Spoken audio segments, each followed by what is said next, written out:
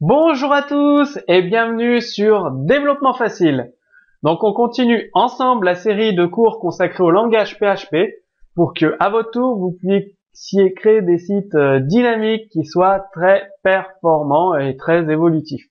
Donc dans le cours précédent, vous avez appris à proposer un formulaire pour que vos visiteurs puissent vous envoyer des fichiers sur votre serveur web, dans votre site internet. Bien là, vous allez apprendre à proposer un téléchargement de vos fichiers à vos visiteurs. Donc, un téléchargement en fonction du type de fichier que vous proposez à vos visiteurs.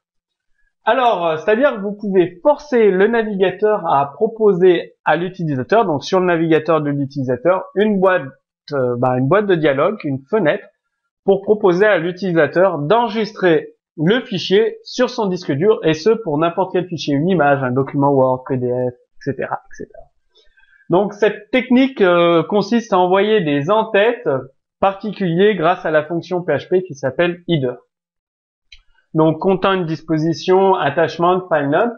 Cette en-tête dit au navigateur de traiter le document comme s'il s'agissait d'une pièce jointe, attachement, et donc cela propose à l'utilisateur de l'enregistrer sous le nom qui est défini par la variable file name. Content type, cette en-tête fournit au navigateur le type MIME du document, donc Word, PDF, PNG, Zip, etc., etc.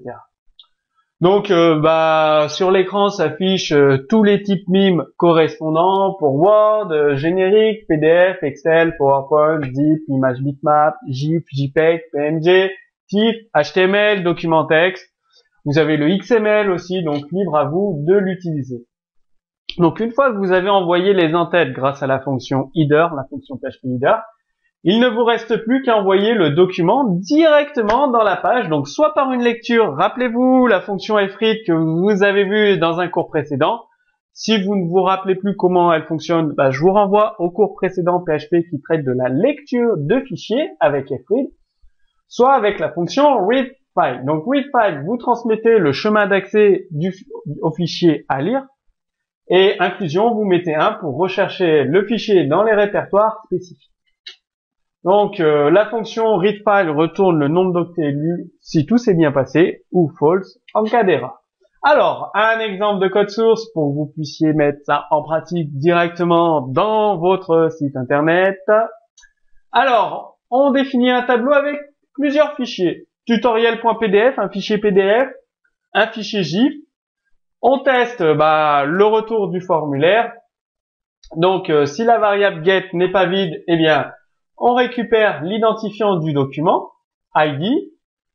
On récupère le nom du document. Donc, rappelez-vous, tableau document, identifiant du document, tac, tac. Et on envoie l'entête attachement pour dire au navigateur que c'est un fichier, que l'on veut que le navigateur propose une boîte de dialogue à l'utilisateur pour qu'il puisse l'enregistrer sur son disque dur. On spécifie le nom du fichier que l'on a récupéré préalablement, bien évidemment, et on envoie l'entête des headers et on envoie l'entête du type MIME, par exemple ici type MIME inconnu, et on fait un readFile sur le document. Ça fait que le navigateur va proposer la boîte de dialogue téléchargement à votre visiteur avec le nom du fichier que vous avez défini, tutoriel PDF screenshot.zip, donc un fichier GIF. Et voilà, l'utilisateur récupère et télécharge le document chez lui. Donc ça, c'est un exemple de tableau avec ça crée des liens download.php ID du file, c'est-à-dire on parcourt le tableau des documents que l'on a défini ici. Paf, paf, paf. Un tableau avec l'ID file et on teste.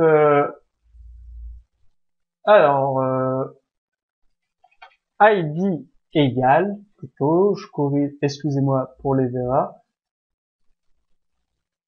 Donc, ID, on récupère l'ID, donc on teste est-ce qu'il existe une variable get, on récupère l'ID du document, tac tac, le nom du document, donc ça affichera le chemin complet.